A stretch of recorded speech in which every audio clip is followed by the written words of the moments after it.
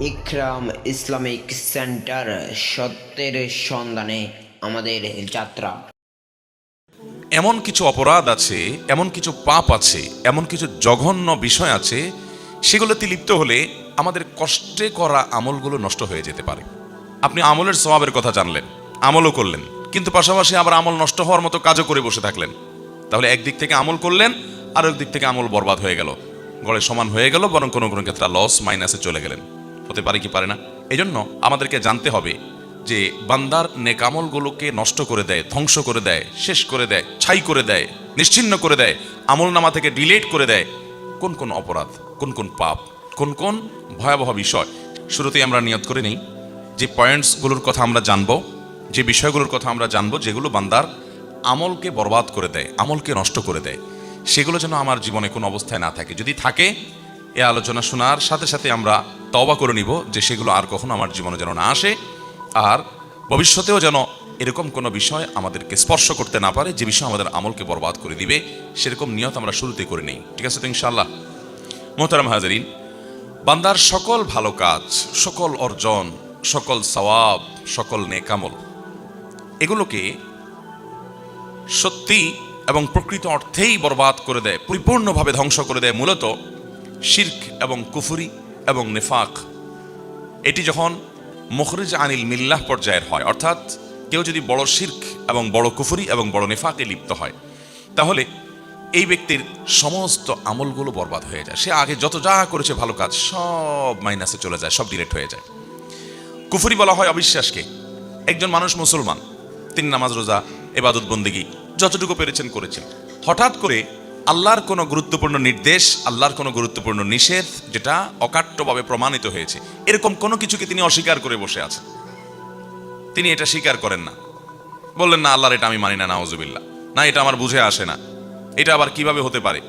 আল্লাহ তাআলার পক্ষ থেকে নির্দেশ অকাট্যভাবে প্রমাণিত হয়েছে কোরআনের সুস্পষ্ট আয়াত দ্বারা এবং এই জাতীয় নস দ্বারা, যার মাধ্যমে এটি প্রমাণ হতে পারে। এটা জানার পরও তিনি নিজের যুক্তি, নিজের বুদ্ধি, শয়তানের বিভিন্ন ফাঁদ এবং ফিতনার মধ্যে পা দিয়ে তিনি আল্লাহর ওই কথাটার প্রতি কুফরি করলেন, অস্বীকার করলেন, বিদ্রোহ করলেন, ওইটাকে মানলেন না, ওইটা নিয়ে হাসাহাসি করলেন, তুচ্ছতাচ্ছিল্য করলেন, যেটাকে কুফরি বলা হয়। যে কুফরিটা কুফরে আকবার, যার কারণে মানুষ ইসলাম থেকে খারিজ হয়ে যায়। অনেক সময় দেখবেন অনেকে ইসলামের অনেক গুরুত্বপূর্ণ বিষয় নিয়ে, হতে পারে সেটা গুরুত্বের বিচারে ছোট কিন্তু সুস্পষ্ট, সে আর ধরুন দাড়ি নিয়ে, কারো দাড়ি নিয়ে, কারোর হিজাব নিয়ে ব্যঙ্গ করলো, হাসি ঠাট্টা করলো, বিদ্রুপ করলো, তো এটি কিন্তু ইমান থেকে মানুষকে খারিজ করে দেয়, মানুষের ইমান নষ্ট করে দেয়। এই পর্যায়ে কুফরি, মানে আল্লাহর এই বিধান আপনি মানছেন না, এটাকে আপনি তাচ্ছিল্য করছেন, মানে হলো এটা আপনি মানলেন না, এটার বিরুদ্ধে বিদ্রোহ করলেন, এটাকে বলা হয় কুফরি। আল্লাহর কোনো বিধিবিধান আপনি নিজে মানতে পারছেন না, আপনার মধ্যে অপরাধ বোধ থাকবে যে হায়রে আমি মানতে পারছি না, দায়টা আমি রাখতে পারছি না, ঠিক আছে আল্লাহ আমাকে তৌফিক দেখ, আমি রাখবো ইনশাআল্লাহ, রাখা উচিত, নবীজির নির্দেশ, এটা মানা উচিত। এটা কুফরি না, এটা হলো ফাসিকি, যে আপনি মানতে পারছেন না, এটা ক্ষমার যোগ্য। কিন্তু আপনি দাঁড়িয়ে নিয়ে ঠাট্টা করলেন, তাহলে নবী সাল্লাল্লাহু আলাইহি সাল্লামের সুন্নাহকে, তার নির্দেশকে নিয়ে আপনি হাসাহাসি করলেন, বিদ্রুপ করলেন, এটা কিন্তু বিদ্রোহ করার শামিল, কুফরি। এরকম নানাভাবে কুফরি হতে পারে। আল্লাহ তাআলা বাবা মার সম্পদে ছেলেদের তুলনায় মেয়েদেরকে অর্ধেক সম্পদ দিয়েছে, আপনি আল্লাহর নির্দেশকে নিজের বিবেক দিয়ে বুঝতে গিয়ে বলছেন না এটা আবার কেমন হয়ে গেল, আমি এটা মানি না, আমার ছেলে মেয়ে আমি সবাইকে সমান হার দেবো, একটু বেশি বুঝলেন। আল্লাহ তাআলা যাকে যতটুকু দেওয়া দরকার তাকে ততটুকু দিয়েছেন। আল্লাহ তাআলা সমান অধিকার দেয় নাই, ন্যায্য অধিকার দিয়েছেন। সমান এক জিনিস আর ন্যায্য আরেক জিনিস, যার যতটুকু প্রয়োজন তাকে ততটুকু দিয়েছেন। সব জায়গায় সমান হলে ন্যায্যতা নিশ্চিত হয় না। আপনার দুইটা ছেলে মেয়ে, একটার বয়স 10 আর একটার বয়স 20, সমান সমান দিতে হলে 10 এবং 20 দুইজনকে একই সাইজের জামা দেওয়া লাগবে। সমান সমান দিতে গেলে 10 বছরেরটার অসুখ হয়েছে, আপনি নাপা খাওয়াচ্ছেন, 20 বছরেরটারও একটা নাপা খাওয়া দিতে হবে, ওর অসুখ না হইলেও, কারণ সমান সমান দিতে হবে।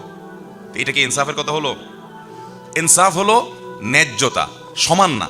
আমাদের অনেকে সমান অধিকার খুঁজে বেড়ায়। হ্যাঁ, অনেক ক্ষেত্রে সমান অধিকার দরকার আছে, যেমন যেখানে সমান অধিকার দরকার আল্লাহ ওখানে সমান অধিকার দিয়েছেন, সমান প্রাপ্য আল্লাহ নিশ্চিত করেছেন। যেমন ভালো কাজ যখন আমরা করব, নারী হোক আর পুরুষ হোক, মর্যাদা সমানভাবে পাবে, নারী পুরুষের কারণে কোনো ভেদাভেদ হবে না। আল্লাহ তাআলা কোরআনে কারিমে বলেছেন, মান আমিলা সালিহাম মিনকুম মিন যাকারিন আও উনসা, তোমাদের মধ্যে নারী হোক আর পুরুষ হোক, যেই ভালো কাজ করবে, নেকামল করবে, ফালানুহিয়ান্নাহু হায়াতান তাইয়্যিবা, তাকে আমি পবিত্র জীবন দান করব এবং তার এই কর্মের সর্বোত্তম বিনিময় আল্লাহ তাআলা দান করুন, সে আল্লাহ করেছেন। তাহলে সমান অধিকার যেখানে দেওয়া দরকার আল্লাহ সেখানে সমান দিয়েছেন, কিন্তু অনেক জায়গায় ইনসাফ নিশ্চিত করবার জন্য সমান নয়, প্রয়োজন ন্যায্য অধিকার দেওয়া, আল্লাহ তাআলা সেটি দিয়েছেন। এখন আপনি বললেন কি না, পরিত্যক্ত সম্পদে কেন আল্লাহ তাআলা মেয়েদেরকে ছেলেদের অর্ধেক দিলেন?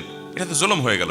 আল্লাহর সাথে পাল্লা দিয়ে গোল্লা যাওয়ার ব্যবস্থা করলেন আর কি, বেশি পণ্ডিতই করলেন। এরকম কিছু বেশি পণ্ডিত আছে না নাই? ইমান চলে যাওয়ার মতো কাজ করলেন, আল্লাহর বিধানকে আপনি অস্বীকার করলেন, পাত্তা দিলেন না, বিদ্রোহ করে বসলেন, এটাকে আপনি তাচ্ছিল্য করলেন, উড়াই দিলেন, সাথে সাথে আপনার কুফরি হয়ে গেল। এরকম নানাভাবে আমাদের কুফরি হয়, আমরা বুঝি না। আল্লাহর কাছ থেকে নির্দেশ নিষেধ এবং কোরআন হাদিসের নির্দেশ নিষেধ হিসেবে যেটি প্রমাণিত সুস্পষ্টভাবে, এরকম কোনো বিষয়কে অস্বীকার করলে, এরকম কোনো বিষয় নিয়ে হাসি তামাশা করলে, ঠাট্টা বিদ্রুপ করলে কুফরি হয়। কুফরের আরো বিভিন্ন প্রকৃতি আছে। এই জাতীয় কোনো কুফরে যদি কেউ লিপ্ত হয়, সাথে সাথে তার আমল বরবাদ হয়ে যায়। এ সম্পর্কে আল্লাহ রাব্বুল আলামিন কোরআন কারীমে সূরা মায়েদার ৫ নম্বর আয়াতে বলেছেন, ওমাই ইয়াকফুর বা'দাল ঈমান ফাকাদ হাবিতা আমালু, যে ব্যক্তি ঈমান আনার পর আবার কুফরি করলো, অস্বীকার করলো আল্লাহর কোনো কিছুকে, তাহলে সেক্ষেত্রে তার আমল বরবাদ হয়ে গেল। কুফরি করলো মানে হলো সাথে সাথে তার আমল বরবাদ হয়ে গেল, শেষ। অতএব ভাইরা আমার, আল্লাহ রাব্বুল আলামিনের প্রতি কুফরি যেন আমাদের কোনো আচরণ দ্বারা, কোনো কথা দ্বারা, কোনো বিশ্বাস দ্বারা না হয়, সেজন্য আমাদেরকে সতর্ক থাকতে হবে, সাবধান থাকতে হবে। আমান্না সাল্লামনা, ইমানদারের কথা হলো আল্লাহ রাব্বুল আলামিনের আদেশ নিষেধের উপর আমি ঈমান আনলাম, মেনে নিলাম, আমার বুঝে আসুক বা না আসুক। আমি প্রায়শই একটি উপমা দেই, একটি কবিতা শুনাই। আল্লামা ইকবাল ভারত উপমহাদেশের অন্যতম ইসলামী জাগরণের মহাকবি এবং দার্শনিক, তিনি বলেছেন, जो समझ में आ गई वो फिर खुदा क्यों कर हुआ। আল্লাহর সব কিছু আপনি বুঝে ফেলেছেন, আপনার ব্রেন দিয়ে আপনি ক্যাপচার করে ফেলেছেন, তাহলে সে আল্লাহ হলো কিভাবে আবার? আপনি একটা সৃষ্টি আল্লাহর, একেবারে ক্ষুদ্রাতি ক্ষুদ্র সৃষ্টি। আল্লাহ কত বিশাল বিশাল সৃষ্টি আছে, এই চন্দ্র, এই সূর্য, এই গ্রহ নক্ষত্র, নবমণ্ডল, ভূমণ্ডল, কত বড় বড় সৃষ্টি আল্লাহর আছে। তার মধ্যে আপনি আমি, আমরা মানুষরা হলাম আল্লাহর একটা ক্ষুদ্র সৃষ্টি। তো ক্ষুদ্র সৃষ্টি হয়ে মহান স্রষ্টা কোন কাজ কেন নির্দেশ করেছেন, কোনটা কেন নিষেধ করেছেন, অমুকরে এত কেন দিয়েছেন, তমুকরে এত কেন দেন নাই, এই সব কেন যদি আপনি বুঝে ফেলতে চান আর বুঝে ফেলতে পারেন, তাহলে সেক্ষেত্রে আল্লাহর সাথে আপনার পার্থক্য থাকলো কি? আল্লাহকে আপনি বুদ্ধির মধ্যে ক্যাপচার করে ফেলছেন। আরে আল্লাহ তো সেই মহান সত্তা, যিনি এত সীমাহীন, যার আল্লাহ রাব্বুল আলামিনের যে সত্তা, তার যে নির্দেশ এবং নিষেধের যে ব্যাপ্তি, সেটার যে রহস্য, সেটা এত সীমাহীন যে বান্দা হিসাবে আমরা তার সব কিছুর সকল যৌক্তিকতাকে আমাদের বিবেক বুদ্ধি দিয়ে রপ্ত করে ফেলতে পারবো, এটা কোনোদিনই সম্ভব হতে পারে। একজন মালিক আর একজন শ্রমিক, ধরেন কথার কথা, আপনার একজন ড্রাইভার আছে, একজন পিয়ন আছে। আপনি একটা বড় ফ্যাক্টরির মালিক, বড় ইন্ডাস্ট্রির মালিক, কোটি কোটি টাকা আল্লাহ আপনাকে দিয়েছেন, অনেক শত শত হাজার হাজার লোকজন আপনি চালান। আপনি হয়তো আপনার কোনো পিয়নকে একটা ল্যাপটপ দিয়ে বললেন, ল্যাপটপটা খোলো, খুলে আবার বন্ধ করো, খুলে আবার বন্ধ করো। ফোনে বলে দিলেন, আমার ল্যাপটপটা একটু ওপেন করো, আবার শাটডাউন করে ফেলো। প্রায় এরকম বলেন। আপনার সে পিয়ন যদি বলে, স্যার এই ল্যাপটপ ওপেন করলাম আবার শাটডাউন করলাম, তাতে কি হবে? এটা একটু কোনো কাজ হলো? এই বেহুদা কাজটা কেন করেন স্যার? এটা যদি সে বলে, তাহলে তার এই বলাটা ন্যায্য হবে না। কারণ হলো, স্যারের অনেক সুবিধা অসুবিধার ব্যাপার আছে, অনেক টেকনিক্যাল বিষয় আছে, হয়তো এটাকে রিফ্রেশ করার জন্য বা ওটার অন্য কোনো টেকনিক্যাল কারণে এটা রিস্টার্ট দেওয়ার দরকার। তো কোন কারণে কি করা দরকার, এই ভদ্রলোক ড্রাইভার বা পিয়ন ওনার বোঝার কথা না, যেটা মালিকের বোঝার কথা। মালিকের সব কিছু যদি এই পিয়ন এবং ড্রাইভার ভদ্রলোক বুঝে ফেলে, তাহলে এই তো মালিক হয়ে গেল, ঠিক না? ঠিক।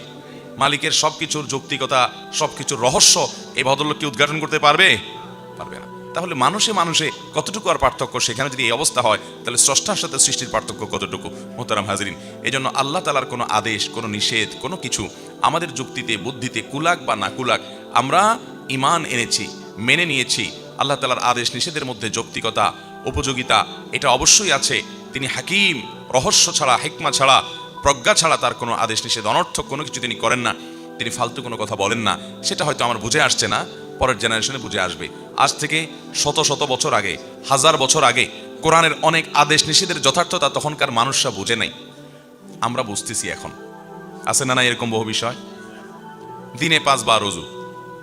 আচ্ছা বলেন তো, দিনে 5 বার ওযু করা, আবার প্রত্যেকবার ওযুতে 3 বার করে হাতের কবজি পর্যন্ত ধোয়া, আগে হাতের কবজি ধুয়ে তারপর অন্য কাজগুলো করা।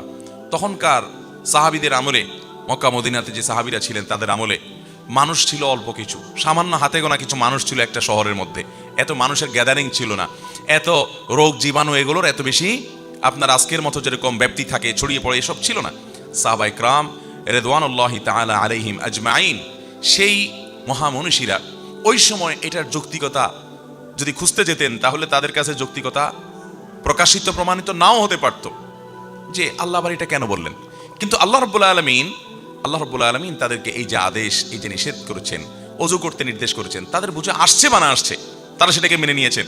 আজকে আমরা জানি যে রোগবালাই থেকে, জীবাণু থেকে, বিভিন্ন রকমের ক্ষতিকর বিষয় থেকে বাঁচার জন্য আমাদের ঘন ঘন হাত ধোয়া দরকার। এখন করোনা এসে আমাদেরকে বলছে যে হ্যাঁ, হাত ধুইতে হবে ঘন ঘন, হাত ধুইতে হবে ঘন ঘন। এখন হাত ধোয়া যে অনেক দরকারি কাজ এটা আমরা বুঝছি, অথচ তখনকার মানুষরা এটা বুঝতে, ইসলামের অনেক বিষয় আছে যেগুলো হয়তো আগামী আরো 1000 বছর পরে মানুষ বুঝবে, আরো 500 বছর পরে মানুষ বুঝবে, কিন্তু ইমানদার তার বুঝে আসুক বা না আসুক তার বুঝের উপর নির্ভর করবে না। আমার বুঝে আসলে তারপরে মানবো, তাহলে তো বুঝের গোলাম হলাম, আল্লাহর গোলাম হলাম না।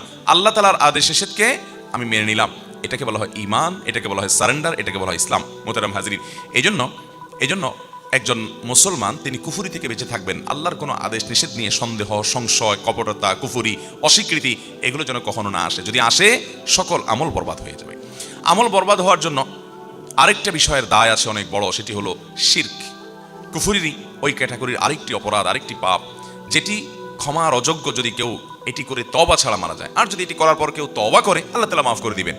অনেক মুসলিম ভাইরা আছি আমরা, অনেক বোনরা আছেন আমাদের, যারা শিরকে লিপ্ত হন, আল্লাহর ইবাদত করেন, আবার আল্লাহর পাশাপাশি হয়তো কোনো মানুষের, কোনো কবরের, কোনো মাজারের, কোনো আপনার অলৌকিক শক্তির পুজো করেন, উপাসনা করেন, তার কাছে প্রার্থনা করেন, তার কাছে সাহায্য চান। এরকম রোগবালাই, এরকম শিরকের এই বদ অভ্যাস আমাদের দেশে অনেক মানুষের মধ্যে আছে না নাই? শিরকের এই অপরাধ সম্পর্কে আল্লাহ তাআলা বলেছেন, ওয়ালাকাদ উহিয়া ইলাইকা ওয়া ইলাল্লাযীনা মিন ক্বাবলিক, হে রাসূল, আপনি এবং আপনার পূর্বে যত রাসূল পৃথিবীতে এসেছেন সকলের প্রতি আল্লাহ তাআলার কমন একটা অর্ডার ছিল। সেটা কি? লাইন আশরাকতা লা ইয়াহবাতান্না আমালুক, যদি আপনি শিরকে লিপ্ত হন, রাসূল সাল্লাল্লাহু আলাইহি ওয়াসাল্লামকে আল্লাহ বলছেন, আপনি নিজে শিরকে যদি লিপ্ত হন, নবী হয়ে, রাসূল হয়ে যদি কেউ আল্লাহর সঙ্গে শিরকে লিপ্ত হয়, লা ইয়াহবাতান্না আমালুক, তাহলে আপনার যত আমল আছে, ভালো কাজ আছে, সব বরবাদ হয়ে যাবে। ওয়ালা তাকুনান্না মিনাল খাসিরিন, এবং আপনি ক্ষতিগ্রস্তদের কাতারে শামিল হবেন, লুজার হবেন, সব হারিয়ে আপনি কপাল পোড়া, দুর্ভাগা, হতভাগা হয়ে যাবেন, ক্ষতিগ্রস্ত হয়ে যাবেন। মোহতারাম হাজরিন, এই আয়াত বলছে যদি কেউ শিরকে লিপ্ত হয় তাহলে তার সমস্ত নেক আমল নষ্ট হয়ে যায়। এই জন্য শিরকের ব্যাপারে আমাদের সাবধান থাকতে হবে। আমাদের দোয়া, সন্তান না হলে, ব্যবসা বাণিজ্য ভালো না হলে, বিপদ আপদ দূর না হলে, রোগবারাই ভালো না হলে, তারপর আমাদের দাম্পত্যের জন্য সুখ শান্তি না হলে, যেই কোনো সুবিধা অসুবিধা, চাওয়া পাওয়া, এগুলোর জন্য আমরা হাত তুলবো, প্রার্থনা করব একমাত্র কার কাছে? আল্লাহ রাব্বুল আলামিনের কাছে। আল্লাহর পাশাপাশি যদি আপনি অন্য কাউকে শরীক বানান, আরো কারোর কাছে আপনি দোয়া করেন, প্রার্থনা করেন, তাহলে এটা হবে শিরক। ঠিক একইভাবে আমাদের সেজদা, আমাদের রুকু, আমাদের নামাজ, এটা কার উদ্দেশ্যে হবে? আল্লাহর উদ্দেশ্যে। এখন আপনি কোনো কবরে গিয়ে, কোনো মাজারে গিয়ে সিজদা করলেন, সেখানে গিয়ে আপনি রুকু করলেন, সেখানে গিয়ে নামাজ পড়লেন, তাহলে এটা হলো শিরক, এবং এই শিরকের কারণে আপনার আমল বরবাদ হতে পারে। এজন্য মোহতারাম হাজিরিন, শিরক এবং কুফর, আল্লাহর কোনো বিধানকে বা আল্লাহর শরীয়তকে, আল্লাহর আদেশকে অস্বীকার করা, কিংবা আল্লাহর ইবাদতের পাশাপাশি অন্য কারো শরীক করা, এগুলো আমাদের আমলগুলোকে বরবাদ করে দেয়।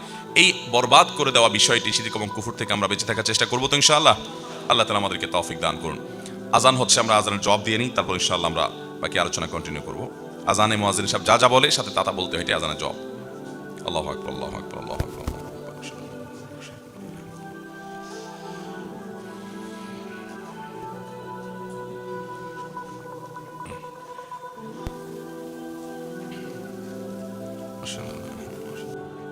তো আমরা আজানের জবাব দিলাম, আজান শেষ হলো, আমরা এরপরে আলোচনা কন্টিনিউ করে যাচ্ছি, যেহেতু আমাদেরকে সুনির্দিষ্ট সময়ের মধ্যে শেষ করা লাগবে। আমরা যেটা বলছিলাম যে আমল বরবাদ করে দেয় যে বিষয়গুলো, এর ভিতরে প্রথম বিষয় হলো কুফর এবং শিরক। কুফর এবং শিরক, আল্লাহর প্রতি অবিশ্বাস কিংবা আল্লাহর সঙ্গে কোনো শরীক সাব্যস্ত করা, এগুলো থেকে বেঁচে থাকতে হবে। অতএব এগুলো থেকে বাঁচার জন্য আল্লাহর প্রতি কুফর যেন না হয় সে বিষয়ে আমাদের সাবধান থাকতে হবে। তাওহীদ সম্পর্কে ইলম এবং জ্ঞান অর্জন করতে হবে। শিরক সম্পর্কে আমাদেরকে সতর্ক থাকতে হবে যাতে শিরকের অপরাধ না আসে। শিরকের মধ্যে আবার ছোট শিরক, বড় শিরক, যত রকমের শিরক আছে সব ধরনের শিরক থেকে বেঁচে থাকার জন্য বিশেষভাবে চেষ্টা করতে হবে। আল্লাহ তাআলা আমাদের সবাইকে সেই তৌফিক দান করুন। এদিকে কথা শোনাচ্ছে, কথা বলেন না, একটু আওয়াজ করেন না। দ্বিতীয় যে বিষয়টি বান্দারা আমলকে বরবাদ করে দেয়, নষ্ট করে দেয়, সেটি হলো রিয়া বা লৌকিকতা, মানুষ দেখানো কাজ করা। এটা মানুষের আমলকে বরবাদ করে দেয়। ইবনে মাজাহ বর্ণিত একটা হাদিস আছে, নবী করিম সাল্লাল্লাহু আলাইহি ওয়াসাল্লাম বলেছেন, কিয়ামত যখন কায়েম হবে তখন আল্লাহর পক্ষ থেকে একজন ঘোষণা দিয়ে বলবেন, যারা কোনো ভালো কাজ করছো তোমাদের জীবদ্দশায় আল্লাহকে খুশি করার জন্য, আবার পাশাপাশি আল্লাহর সাথে অন্য আরও কারোর খুশিও তোমার উদ্দেশ্য ছিল, যে আল্লাহও খুশি হোক, সাথে অমুকও দেখুক তাহলে ভালো লাগবে, অমুকও শুনুক তাহলে ভালো লাগবে। এই যে লোক দেখানো, লোক শোনানো, হ্যাঁ, এই ধরনের আমল যদি তোমরা কেউ করে থাকো, যে সেখানে তোমাদের নিয়তটা পিওর ছিল না, সেখানে ভেজাল ছিল, আল্লাহকে খুশি করার পাশাপাশি বান্দাকে খুশি করার বিষয়টিও সেখানে চলে আসছে, এরকম যদি হয়, তাহলে সেক্ষেত্রে তোমরা তোমাদের বিনিময়, তোমাদের পারিশ্রমিক আল্লাহর কাছ থেকে। এই ভাই কিসে এত যদি কল বাজে, কিভাবে কথা বলবো আমি? একটু সরান, আপনি এখান থেকে বন্ধ করেন, এটা সরান, মোবাইল সরান। হ্যাঁ, তো অফ আগে করেন না কেন? এটা কোন ধরনেরই? আপনি কোন মিডিয়া, এটা কোন চ্যানেল? নিজেদের বুঝতে পারছি, তাহলে মোবাইল বাজবে, সামনে এনে রাখবেন, এটা কোন ধরনের? মানুষের সেন্স থাকতে হবে তো।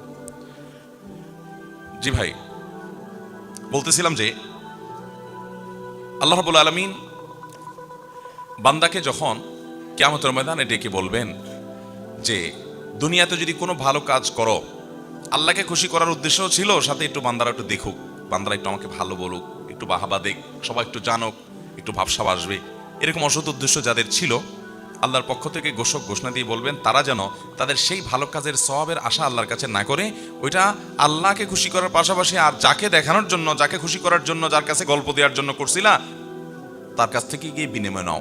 কারণ ইন্নাল্লাহা আগনা শুরাকা আনিশ শিরক, আল্লাহ তাআলা তার সাথে যাদেরকে শরীক সাব্যস্ত করা হয়, এসব শরীক টরিকের শিরক থেকে, পার্টনারশিপ থেকে আল্লাহ তাআলা অনেক পবিত্র। এগুলোর কোনো প্রয়োজন আল্লাহ তাআলার নাই। পিওর কোনো আমল আল্লাহর জন্য করলে সেখানে আল্লাহর কাছেই আমি শুধুমাত্র সওয়াব আশা করি, মানুষের কাছে আমার কিছু পাওয়ার আশা নাই, তাহলে সেই আমলটার বিনিময় আল্লাহর কাছে পাওয়া যাবে। যেই আমলটা আল্লাহর কাছে বিনিময় পাশাপাশি বান্দার কাছ থেকে কিছু পাওয়ার আশা বা ধান্দা থাকবে, সে আমলের বিনিময় আল্লাহর কাছে পাওয়া যাবে, ওই আমলটা বরবাদ হয়ে যাবে। সব আমল না, যে আমলটার ভিতরে রিয়া থাকবে, লৌকিকতা থাকবে, লোক দেখানো, লোক শোনানো মানসিকতা থাকবে, ওই আমলটা বরবাদ হয়ে যাবে। আজকাল আমাদের সোশ্যাল মিডিয়ার কারণে, ফেসবুক, ইউটিউব ইত্যাদির কারণে আল্লাহকে খুশি করার জন্য শুধুমাত্র আমল, এরকম আমল খুঁজে পাওয়া বড় কঠিন, বড় কঠিন। নামাজটা পড়লেও পারলে সেলফি যদি তুলে ফেসবুকে দিতে পারি, কিছু লাইক কমেন্ট কামাই হবে, কিছু বাহবা হবে, কিছু লোক নারায় তাকবীর দিবে। মিডিয়ার কল্যাণে আজকাল আমাদের ইখলাস ধরে রাখা, এটা সোনার হরিণ হয়ে গেছে, কঠিন হয়ে গেছে, ঠিক না? ঠিক মোহতারাম হাজরিন, সেজন্য আল্লাহ রাব্বুল আলামিনের কাছে পানাহ চাইতে হবে। ভাইরা, কত আমল আমরা করছি, কত আমল আমরা করছি না জানি, রিয়ার কারণে, লোক দেখানো মানসিকতার কারণে, লোক শোনানো মানসিকতার কারণে, লৌকিকতার কারণে আমাদের সেসব আমল বরবাদ হয়ে যাচ্ছে, সেগুলোর কোনো সওয়াব আল্লাহর কাছে আমরা পাবো না। এজন্য একজন ইমানদার তিনি রিয়া থেকে নিজেকে বাঁচানোর জন্য আপ্রাণ চেষ্টা করবেন। বিশেষ করে আর্থিক ইবাদত, যে ইবাদতগুলো সওয়াব করার মতো, যেগুলো মানুষ দেখবে, দেখানো যায় মানুষকে, এই আমলগুলো মানুষকে দেখাদেখি করলে অনেক সময় নিজের মধ্যে ওই মানুষের কাছ থেকেও যে বাহবা পাবো এরকম একটা আশা, এক্সপেক্ট চলে আসে, ঠিক না? ঠিক, আমরা যাব, হজে যাব, তো কিছু ছবি তুলে ফেসবুকে দিব, কিছু বন্ধু বান্ধব জানবে, তারা দোয়া চাইবে আমার কাছে, তারপর আমার কাছে তারা আমাকে বাহবা দিবে, এরকম আশা অনেক সময় থাকে। ভাইরা আমার, ইমানদার তার গুনাহ বা পাপগুলোকে যেরকম লুকানোর চেষ্টা করে, কেউ যেন না দেখে, কেউ যেন টেন না পায়, যেন চুপু চুপু মোবাইলে খারাপ জিনিস, হারাম জিনিস দেখে শুনে, গুনাহকে লুকায় লুকায় করে, যাতে মানুষের কাছে সে ভালো থাকতে পারে, মানুষ যেন তাকে খারাপ মনে না করে। তো গুনাহ যেরকম মানুষ লুকানোর চেষ্টা করে, ইমানদার তার নেক আমলগুলোকেও এরকম লুকানোর চেষ্টা করবে, যে কেউ দেখার পর আমার ভিতরে ভাব চলে আসবে, বা কাউকে দেখানোর উদ্দেশ্য আমার মনের মধ্যে আসবে, তাহলে তো আমল বরবাদ হয়ে যেতে পারে, এটা কোনো সওয়াব আল্লাহর কাছে নাও পাইতে পারি। এই জন্য ওই আমলটাকে সেভ করার জন্য, এটাকে নিরাপদ করার জন্য সে লুকাবার চেষ্টা করবে, গল্প দিয়ে বেড়াবে না, গল্প দিয়ে বেড়াবে না। তার অনেক কাজ থাকবে কিন্তু মানুষ জানবে না। আর অনেক মানুষ আছে দেখবেন যে যদি সারা বছরে একদিনও তাহাজ্জুদ পড়ার তৌফিক নসিব হয়, ভোর রাতে উঠে, মাশাআল্লাহ, তার সারাদিনের গল্পের মধ্যে, কথাবার্তার মধ্যে, আলাপচারিতার মধ্যে, কনভারসেশনের মধ্যে কোনো না কোনোভাবে ওই বিষয়টা চলে আসেই আসে, ঠিক না? ঠিক, আল্লাহ হজে 2 বার নিয়েছে, এই কথাটা বন্ধু মহলে ডাইরেক্ট কিভাবে বলি, ঘুরায় ফিরায় ছেলে মেয়েকে, নাতি নাতনিকে ডেকে দিয়ে, আমার দ্বিতীয় হজ থেকে আনা যায় নামাজটা নিয়ে আসো তো, দ্বিতীয় হজ থেকে আনা যায় নামাজ। এর মানে হলো, আশেপাশে যারা আছেন শুনতেছেন, আপনারা শুনে রাখেন যে আমি কিন্তু হজ 2 বার করছি, অতএব দ্বিতীয় হজ থেকে আনা যায় নামাজ আনতে বলছি। তো এরকম নানানভাবে মানুষ কৌশলে নিজের বাকাওয়াতি জাহির করার চেষ্টা করে, কি করে না? একজন সৎ ইমানদার বান্দা তার কোনো আমলকে প্রকাশ করার চেষ্টা করবেন না, মানুষের কাছে বাহবা পাওয়ার সন্তত করার চেষ্টা করবেন না। হ্যাঁ, প্রকাশ করাটা প্রশংসনীয় হবে কখন? যে দেখা যাচ্ছে কোনো একটা জায়গায় একটা ভালো কাজ সবার করা উচিত বা অনেকের করা উচিত, কিন্তু কেউ করছে না। ধরুন একটা মসজিদে দানের ব্যাপার আসছে, অনেক টাকা দরকার, সবাই এগিয়ে আসা দরকার, কিন্তু কেউ সৎসাহস করে বলছে না। আপনি সেখানে বিসমিল্লাহ করে বললেন, ঠিক আছে আমি 10,000 টাকা দেবো ইনশাআল্লাহ। আপনি জানেন আপনি যদি এটা বলেন তাহলে অন্য আরো অনেকে সাহস করবে, সৎসাহস করবে, তারা আগায় আসবে, তাদেরও নিয়ত হবে। তো সে উদ্দেশ্যে অন্যকে আপনি উৎসাহিত করার উদ্দেশ্যে আপনি এটা করেছেন, তাহলে এটা প্রশংসনীয় হতে পারে। আল্লাহ কোরআনে এই দানকেও প্রশংসা করেছেন। কিন্তু অন্যকে উৎসাহিত করা এটা তো অনেক পরে। আমি প্রকাশ করার পর আমার শরীরে একটা ভাবসাব আসবে, মানুষ আমাকে জানবে, ওরে বাবার এই লোক দিছে 10,000 টাকা, হ্যাঁ, আমাকে মসজিদের অন্যতম ডোনার মনে করে রেসপেক্ট করবে, এরকম একটা ভাবসাব যদি আমার মধ্যে থাকে, সে উদ্দেশ্য যদি থাকে, তাহলে সেক্ষেত্রে আমার মতো রোগীর জন্য আরেকজনকে উৎসাহিত করে দান করানোর চাইতে নিজের আমলটাকে সেফ এবং হেফাজত করার চেষ্টা করতে হবে বেশি।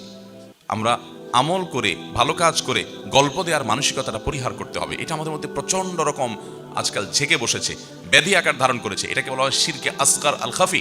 নবী করিম সাল্লাল্লাহু আলাইহি সাল্লাম বলেছেন, শুনো, সকল নবী রাসূলগণ দাজ্জালের ব্যাপারে মানুষকে সাবধান করেছেন তার উম্মতদেরকে, যে খবরদার কিয়ামতের আগে দাজ্জালের ফিতনা আসবে, যে দাজ্জাল পৃথিবীতে অনেক অলৌকিক ক্ষমতা তার থাকবে, এই ক্ষমতাগুলো দেখে মানুষ ইসলাম থেকে দূরে সরে যাবে। আজকাল দেখবেন যে তথ্য প্রযুক্তি টেকনোলজির উন্নতির সময় অনেক স্কুল কলেজ পড়ুয়া ভাই বোনেরা অনেক সায়েন্স বা আপনার বিজ্ঞান সম্পর্কে জানাশোনার পর, বিজ্ঞানের উন্নতি অগ্রগতি দেখার পর অনেকে রীতিমতো আখিরাত সম্পর্কে, আল্লাহ সম্পর্কেই সন্দেহের মধ্যে পড়ে যায়।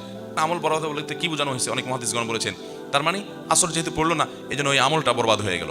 আর আসরের নামাজ হলো 5 ওয়াক্ত নামাজের ভিতরে বিশেষ গুরুত্বপূর্ণ নামাজ। হাফিজু আলাস সালাওয়াতি ওয়াস সালাতিল ওয়াসতা হাদিসে আসছে, তোমরা সব নামাজের দিকে খেয়াল করো, বিশেষ করে মধ্যম নামাজ। মধ্যম নামাজটা কি? অনেক মুহাদ্দিস, অনেক মুফাসসির আর কোরআন বিশ্লেষকগণ বলেছেন যে এখানে আসরের নামাজকে বোঝানো হয়েছে, বিশেষ গুরুত্বপূর্ণ। এই জন্য আসরের নামাজের পরে অবহেলা বিশেষভাবে একজন ইমানদার করবে না। এটি তার ওই আমলকে বরবাদ করে দিতে পারে। এর মাধ্যমে সব আমল বরবাদ হবে সেটা না, কিন্তু এটার পরে আমল বরবাদ হওয়ার কথা হাদিসে আছে।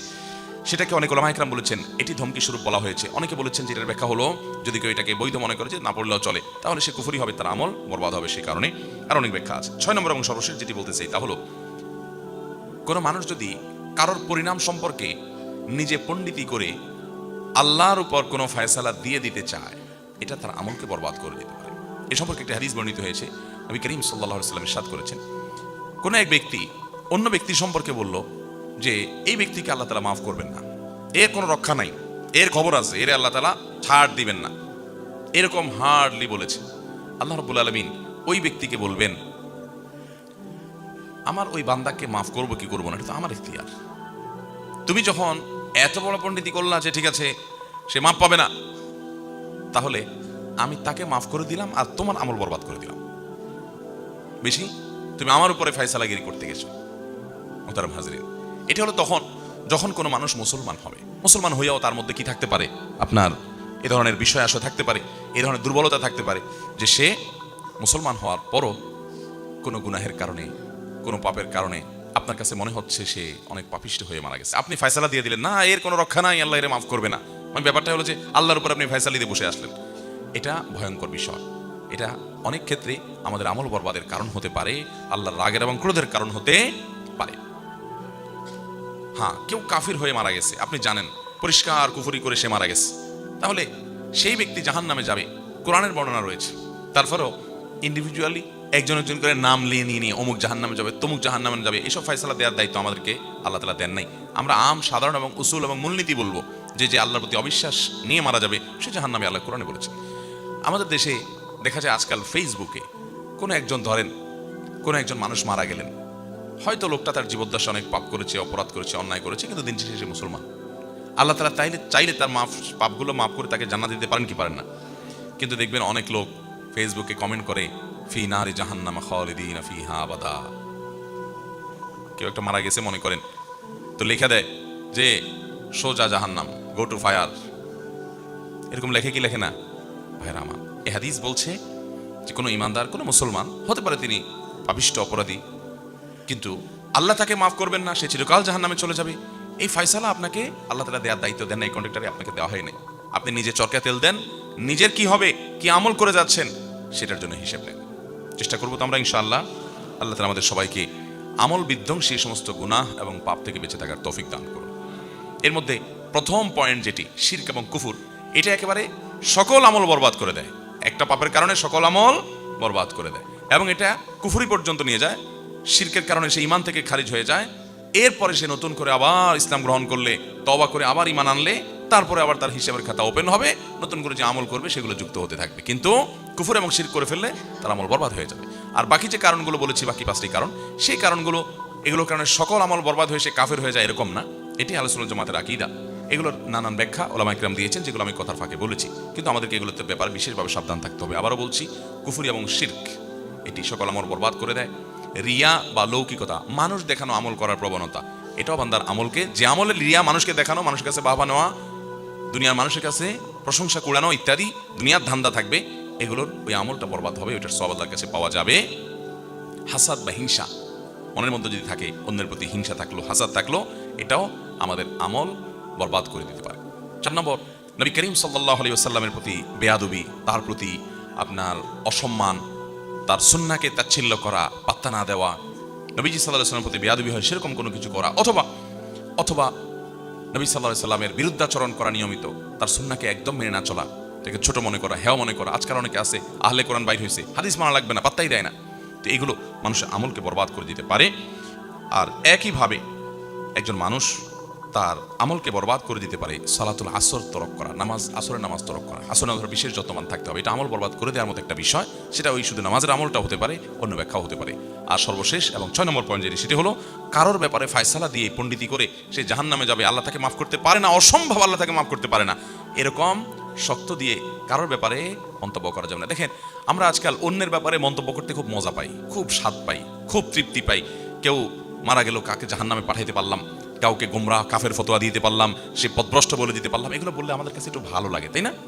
নিজের বেলায় আমরা তেমন কোনো শক্ত অবস্থানে যাই না, নিজেকে ফেরেশতা জাহির করি। আর যত ফতোয়াবাজি, যত শক্ত কথা, যত জাহান্নামে পাঠানো, এগুলো সব মানুষের ব্যাপারে করি। অথচ আল্লাহ আমাদেরকে বলছেন, কু আনফুসাকুম ওয়া আহলিকুম, নিজেকে এবং নিজের পরিবারকে জাহান্নামের আগুন থেকে বাঁচাও। আমাদের সেই খবর নাই। আমরা আছি গোটা দুনিয়ার মানুষের কন্ট্রাক্টর নিয়ে, ওর পিছে লাগা, ওর ছিদ্র অন্বেষণ করা, ওর দোষ ধরা, ওরে গোমরা ফতোয়া দেওয়া, ওরে কাফের ফতোয়া দিয়া, মানুষের পিছনে শুধু লাগালাগি। নিজের সংশোধন বা আত্মশুদ্ধির খোঁজ খবর আমাদের নাই। আল্লাহ তাআলা আমাদেরকে সৎ এবং নেককার মানুষ হিসেবে দুনিয়া থেকে যাওয়ার তৌফিক দান করুন, এবং আমল যতটুকু আল্লাহ করার তৌফিক দিয়েছেন এগুলো যেন বরবাদ না হয়, এগুলো যেন নষ্ট না হয়। সেজন্য আমল বিনষ্টকারী এই 6টি বিষয় থেকে বিশেষভাবে যেন আমরা বেঁচে থাকতে পারি। আল্লাহ সুবহানাহু ওয়া তাআলা আমাদের সকলকে সেই তৌফিক দান করুন। মনে করে যে এই সব বুঝি, তো দাজ্জাল যখন আসবে তার কাছে আরো অলৌকিকত্ব থাকবে, মানুষ ধোঁয়াশার মধ্যে পড়ে যাবে। এই জন্য সকল নবী রাসূলগণ সাবধান করেছেন, দাজ্জালের ফিতনা আসবে, ঈমান হারা হইও না তোমরা এসব ভেলকিবাজিতে। এসব অলৌকিকতা দেখে লাইফটা একেবারে ইজি হয়ে যাবে। রিমোট তো হচ্ছে, রিমোটের চাইতে আরো সামনে অনেক আপ টু ডেট আরো অনেক কিছু হবে, এবং একক ক্ষমতা সব চলে আসবে। মানুষের মৃত্যু, জীবন, সব অনেক অদ্ভুত ঘটনা দেখবে। খবরদার, এই জন্য আল্লাহ বা আখিরাতের প্রতি যেন ঈমান হারা না হয়, অনেক আগে থেকে সাবধান করে গেছেন, হাজার বছর আগে থেকে সকল নবী রাসূলগণ দাজ্জালের ব্যাপারে। নবী সাল্লাল্লাহু আলাইহি ওয়াসাল্লাম বলেছেন, দাজ্জালের ফিতনার চাইতেও ভয়াবহ এবং ভয়ঙ্কর ফিতনা হলো এই ফিতনা যেটাকে বলা শিরকে খাফি বা গোপন শিরক। আপনি করছেন ভালো কাজ, তলে তলে আপনার পেটে, আপনার মনে উদ্দেশ্য আছে কি, সবাই একটু দেখুক। গল্পটা দিলেন, শরীরে একটু ভাব আসলো, সবাই একটু আপনার দিকে তাকায় রইল, মাশাআল্লাহ, সুবহানাল্লাহ, হাজী সাহেব এত ভালো কাজ করছেন। আপনার মধ্যে এক ধরনের আত্মপ্রসাদ চলে আসলো, আত্ম অহংকার চলে আসলো, অজব চলে আসলো। এই জিনিসটা বান্দার আমলকে বরবাদ করে দেয়। আপনি ওই গল্প স্বল্প দিয়া আমলটাকে নষ্ট করে কি লাভ হলো? আমলটা করে শুধু নষ্টই হয়ে শেষ হয় নাই, যে ঠিক আছে আমল করছেন সওয়াব পেলেন না, এটুকু হলে শেষ একটা ব্যাপার ছিল, এটুকু না, এটা আরো মাইনাসে যাবে, কারণ এটা শিরক, ছোট শিরক। নবী সাল্লাল্লাহু আলাইহি ওয়াসাল্লাম বলেছেন, দাজ্জালের ফিতনা যত ভয়ঙ্কর, তার চাইতে বড় ভয়ঙ্কর আমি তোমাদের উপরে ভয় করি। একটা সময় তোমাদের মধ্যে এরকম ছোট শিরক ঝেঁকে বসবে। এই যে ফেসবুক, এই যে হোয়াটসঅ্যাপ, এই যে ইউটিউব, এই যে টিকটক, লাইকি ইত্যাদি সোশ্যাল মিডিয়া, এগুলোর কল্যাণে মানুষ যে কোনো ভালো কাজকে প্রচার করার যে সুযোগ তৈরি হয়েছে আজ, নবী সাল্লাল্লাহু আলাইহি ওয়াসাল্লামের যুগে এগুলো ছিল না, কিন্তু তিনি তখন সাবধান করে গেছেন। একটা সময় আসবে যখন তোমরা আমল করবে কিন্তু উদ্দেশ্যের মধ্যে অসততা এত বেশি আসবে যে দাজ্জালের ফিতনা চেয়ে ভয়ঙ্কর হবে। সেটা আজকে আমাদের জনে জনে ঘরে ঘরে হয়ে গেছে। এই জন্য একজন ইমানদার হিসেবে আপনার আমার চ্যালেঞ্জ হবে, যেই কোনো ভালো কাজ আল্লাহ করার তৌফিক দিক, আমি সেটাকে লুকাবার চেষ্টা করব। কিছু আমল আছে যেগুলো লুকানোর নয়, আপনি দাঁড়িয়ে রেখেছেন, এটা প্রকাশ্য জিনিস। জাকাত দিবেন, ফরজ কাজ, এটা লুকানো জিনিস না, এটা প্রকাশ্যে দিবেন। কিন্তু আপনি ব্যক্তিগত দান সাদাকা করছেন, আপনি একটা গুনাহ থেকে বাঁচার চেষ্টা করছেন, আপনি একটা নেক আমল করছেন, আপনি তাহাজ্জুদের নামাজ পড়ছেন, আপনি সোমবার বৃহস্পতিবার রোজা রাখছেন, আপনি অন্যান্য নেক আমল কাজ করছেন, সেগুলো আপনাকে মানুষের সামনে গল্প দিয়ে বানানোর উদ্দেশ্য থাকতে পারবে না। হ্যাঁ, কোনো প্রসঙ্গ তো আসলো, আপনি বললেন, কিন্তু গল্পবাজি বা বাহাবা নেওয়া উদ্দেশ্য হবে না, লোক শোনানো, লোক দেখানো, এই টার্গেট থাকবে না। তাহলে আপনার আমলটা ঠিক থাকবে। অন্যথায় যে আমল করে মানুষের কাছে ওই যে প্রশংসা কুড়াবেন, আল্লাহর ফেরেশতারা কিয়ামত দিন বলবে, তুমি না অমুকের বাহাবা পাওয়ার জন্য বলছিলা, টাকা দান করে এরপর ডানে বামে তাকাইছো, কে তোমার দিকে তাকায়, তো ভাব শুনলে আসছে, তো ওখানে তো ফিডব্যাক পেয়ে গেছো, শেষ। আল্লাহর কাছে আর কিছু নেই, বরং এখন শাস্তি আছে যে আল্লাহর সঙ্গে কেন শিরিক করলে, কেন আর অন্য কারো সন্তুষ্টি সেখানে আশা করলে। এই জন্য আমাদের নিয়তগুলোকে প্রতিটা আমলের ক্ষেত্রে আমরা একমাত্র আল্লাহ তাআলার জন্য খারেজ করবো তো ইনশাআল্লাহ। আল্লাহ আমাদেরকে তৌফিক দান করুন। তাহলে আমল নষ্ট করে দেয় যে বিষয়গুলো, এর মধ্যে দ্বিতীয় বিষয় হলো রিয়া এবং লৌকিকতা। সাবধান থাকবো তো ইনশাআল্লাহ। এই রিয়া এবং লৌকিকতা বিশেষ করে অনেক সময় আমল বরবাদ করার মতো পর্যায়ের হয় না, নিজের অজান্তে কিছু লৌকিকতা চলে আসে, সেগুলোতে আমল হয়তো বরবাদ হবে না, কিন্তু সেগুলোও শিরক। এগুলো থেকে বাঁচবেন কিভাবে? কিছু আছে টের পাইছেন আপনি যে আপনার মধ্যে ভাব আসছে, মানুষ দেখানোর উদ্দেশ্য আসছে, কিছু আসছে আপনি টের পান নাই, আপনার নিজের অজান্তে শিরক হয়ে গেছে, এরকম কিছু সূক্ষ্ম শিরক আছে। বাঁচবেন কিভাবে? নবী করিম সাল্লাল্লাহু আলাইহি ওয়াসাল্লাম দোয়া শিক্ষা দিয়েছেন, আল্লাহুম্মা ইন্নী আউযু বিকা আন উশরিকা বিকা ওয়া আনা আ'লাম ওয়া আস্তাগফিরুকা লিমা লা আ'লাম। আল্লাহ, আপনার কাছে পানাহ চাই, আশ্রয় চাই, আমার জ্ঞাতসারে কোনো শিরক যেন না হয়, আমার অজান্তে অজ্ঞাতসারে যেন কোনো শিরক না হয়। এই উভয় প্রকার শিরক থেকে আল্লাহ আপনার কাছে পানাহ চাই, আপনার কাছে আশ্রয় চাই। এই দোয়াটা বেশি বেশি করে পাঠ করতে হবে। আল্লাহ আমাদেরকে তৌফিক দান করুন। নাম্বার 3, আমল বিধ্বংস, আমলকে শেষ করে দেয়, আমলকে নষ্ট করে দেয়, বরবাদ করে দেয় যে গুনাহ এবং পাপ অপরাধ যে বিষয়, সেগুলোর মধ্যে থেকে একটি হলো হাসাদ বা হিংসা। অন্যের ভালো দেখতে পারেন না, কারোর সাথে আপনার কম্পিটিশন আছে, ওর ভালো দেখলে আপনার জ্বলে। এই রোগটা আমাদের মধ্যে আছে না নেই? ইমানদারের কলিজাটা হতে হবে ফ্রেশ। আমি কারোর ক্ষতি বা অকল্যাণ চাইবো না, সবার ভালো আশা করব। আল্লাহ অমুকে আমার সাথে হয়তো তার কোনো কারণে একটু বাদাবাদি আছে, একটু আমার সাথে তার কোনো কারণে হয়তো সে আমার সাথে শত্রুতা করে, হয়তো আছে কোনো কারণে কম্পিটিশন বা অন্য কিছু, তারপরও দিন শেষে আমি একজন মুসলমান হিসেবে কারোর ক্ষতি চাইবো না। আল্লাহ তাকেও ভালো দেখ, তারও রোগ বেলায় না হোক, তার ছেলেটা ভালো রেজাল্ট করুক, তার রুটি রুজি ভালো আসুক, তার ব্যবসাটা ভালো হোক, সে সাকসেস হোক, তাতে আমার কোনো সমস্যা তো নাই। কারণ যে আল্লাহ তাকে দিচ্ছে, তাকে দেওয়ার কারণে কি আল্লাহর অভাব হবে, আমাকে দিতে অসুবিধা হবে এরকম? তো এরকম যদি না হয় তাহলে আমার অসুবিধার কথা। আল্লাহ তাকে দিচ্ছে, আরও দেখ, আমার কোনো কষ্ট নাই। আমার হয়তো আল্লাহর কাছে চাওয়া হবে, আল্লাহ আপনি তাকে দিয়েছেন ভালো কথা, আমাকেও দেন। আপনি তাকে দিতে পারেন তো আমাকে তো আপনি দিতে পারেন, আমাকেও দিয়েন আল্লাহ। তাকে দেন, আমার দুঃখ নেই, আরও দেন, আমাকেও দিয়েন আল্লাহ। এ হলো ইমানদারের মেন্টালিটি, এরকম থাকতে হবে। আর যদি আপনার মনে হয় আল্লাহ আমাকে দেওয়ার না দাও, ওর দিও না, আছে না না এগুলা? আমার ছেলেটা পাস করুক আর না করুক, ওর ছেলে জিপিএ 5 পাইছে, এটা আমি শুনতে চাই না, ঠিক না? আমার দোকানে কাস্টমার ঢুকুক আর না ঢুকুক, ওর দোকানে কাস্টমার ঢুকবে আর ব্যাগ ভর্তি জিনিস নিয়ে বাইরে ঢুকবে, এইটা আমি সহ্য করতে পারবো না। এটার বলে হিংসা, এটার বলে কি? অন্তরে জ্বালা পোড়া করে। কারোর ভালো দেখলে অন্তরে চিনচিন করে জলে কিনা খেয়াল করবেন। এটা হলো হিংসা মাপার মিটার। যদি জলে তাহলে বুঝবেন এই রোগটা আপনার মধ্যে আছে। ভাইরা আমার, হতে পারে দুনিয়াতে চলতে গেলে কেউ আপনার সাথে শত্রুতা করতেছে, শত্রু আপনার শত্রুর জায়গায় আছে, হোক, তাই বলে আপনি তার ক্ষতি কামনা করবেন, তার ভালো আশা করবেন। আচ্ছা, তাকে যে ভালো জিনিসটা দিয়েছেন, এটা কে দিয়েছেন? তা সেটা দেওয়ার কারণে যদি আপনার মনের মধ্যে কষ্ট হয়, তাহলে আল্লাহর দেওয়ার ব্যাপারে, আল্লাহর দানের ব্যাপারে আপনি এক ধরনের অভিযোগ তুললেন, ঠিক না? যে আল্লাহ তাকে দিয়েছে, আপনি সেটা নিয়ে আপত্তি করছেন, মানে আল্লাহর সাথে আপনি পাল্লা দিচ্ছেন, তাহলে তো গোল্লা যাওয়া লাগবে। আল্লাহ যেহেতু তাকে দিছে, আমার এখানে কোনো সে নাই, আল্লাহ আরো দেখ। এলো ইমানদারের চাওয়া। এই হাসাদ, এই সম্পর্কে একটা হাদিস বর্ণিত হয়েছে বিভিন্ন হাদিস গ্রন্থে।